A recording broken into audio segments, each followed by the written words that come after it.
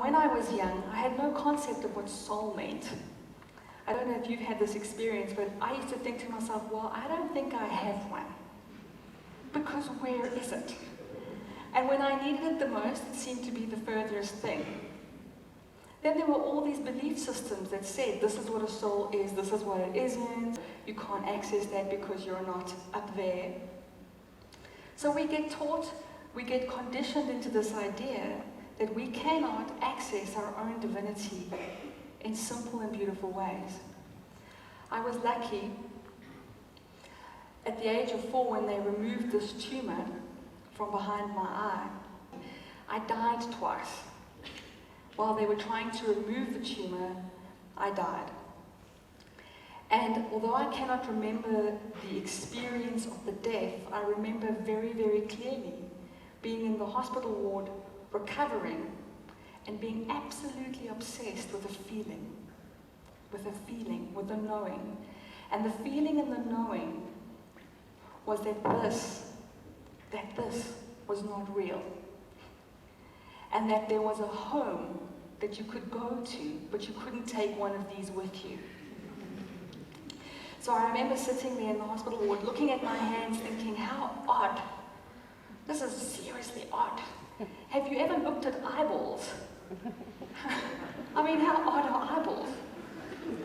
Just being human is odd. In order to speak to you, I have to open a hole in my head. I have to pass air through little sacs in my chest. And I have to project my voice, hopefully efficiently enough, so that you can catch the sounds with the flaps on the side of your head.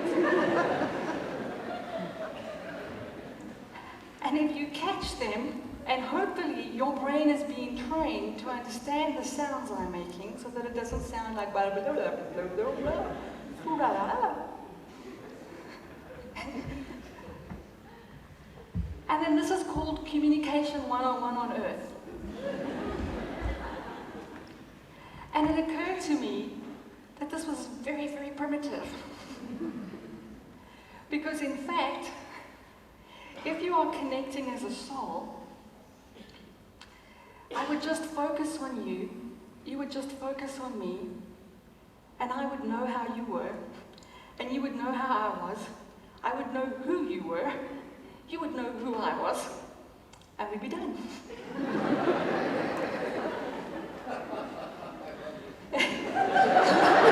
I love you too.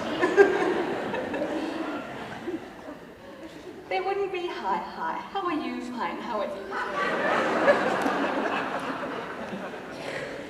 And of course in South Africa, you're very polite, so you always say I'm fine.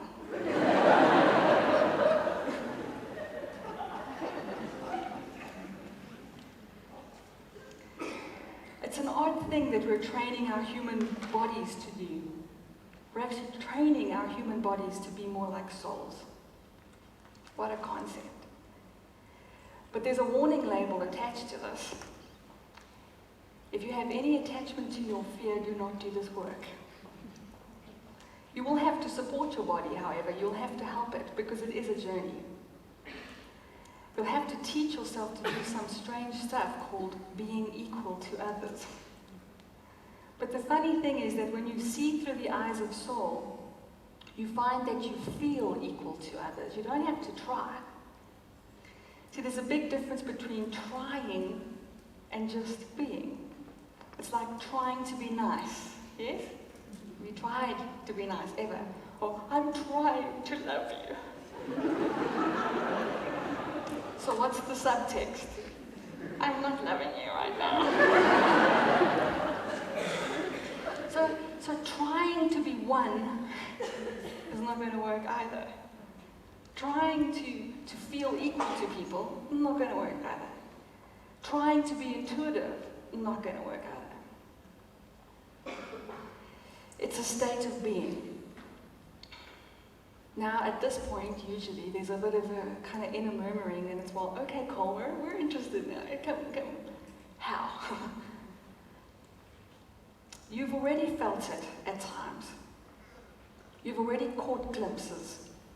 And I want to say that the biggest clue that you're in the right space, that you're in the right place of connectedness, is that your body gets peaceful. It couldn't be more simple. When you're not in a state of peace, when you feel your body going out of a state of peace, the clue is that you're not there. When you feel peace, you can go, I'm there. Now, to take yourself to a state of peace, you must not try. And trying not to try is also trying.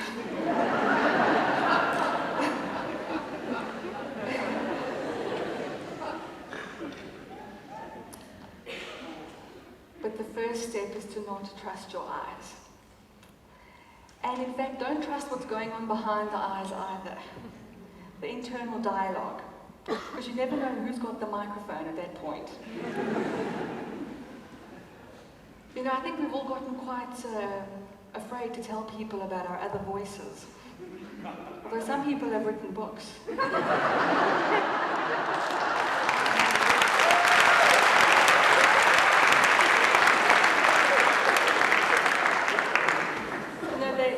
They used to lock you up for that kind of stuff.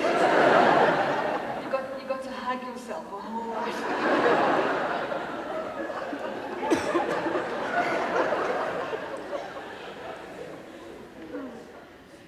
But we do have many different inner perspectives. We have all these little voices, and some of them sound like Mom.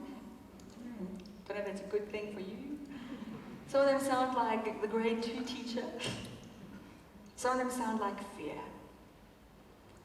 Who's got the microphone at any point is really important.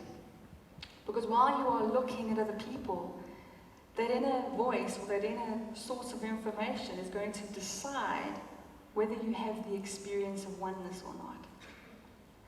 And if that voice is the voice of fear, you're going to feel completely separate. You're going to feel completely disconnected. And in fact, the further away, the better. Just look at your interpersonal relationships. Tell me which is more painful, and be honest. To love someone and walk away from a relationship, or to try not to love another human being. See, we think that it's going to be less painful to try not to love. And so we pretend and we separate ourselves. But in fact, the deeper, they look like nice people, and you can say as many affirmations as you want. I am in peace, I'm in love. You're all beautiful, you're all nice. The world is perfect. But your body is going to feel fear because it can count. So you're up against your body's genetic programming to be afraid of pretty much everything. Yes, everything. In order to keep alive. Which means that the voice of fear, when it has the microphone, is the one you've got to notice and go, thank you for your opinion. I'll get back to you later. When you feel the voice of fear, do not trust it. And ask yourself to look deeper, to find the voice of peace that is within each and every one of us. Because when you find the voice of peace, you will find your intuition. You will find an inner compass that will take you on an incredible adventure. An adventure that will start with you getting to know yourself a whole lot better. Of you finding your own wholeness. The unexpected bonus of the journey is that by finding your own wholeness, you discover that no one is excluded from that wholeness. That there is nothing you are not. I know we want to believe that. No, I'm definitely not that. In fact, I'm quite sure that before I incarnated on the planet, I was probably one of these snob souls. And I was probably looking down at the planet going, oh my gosh, look at what they're up to. No, I will never do that. I'll never do that. And I'll never be like that. And of course, put me in a body. They were probably trying to stop me. That's why it takes a few chances at one of these to get it right.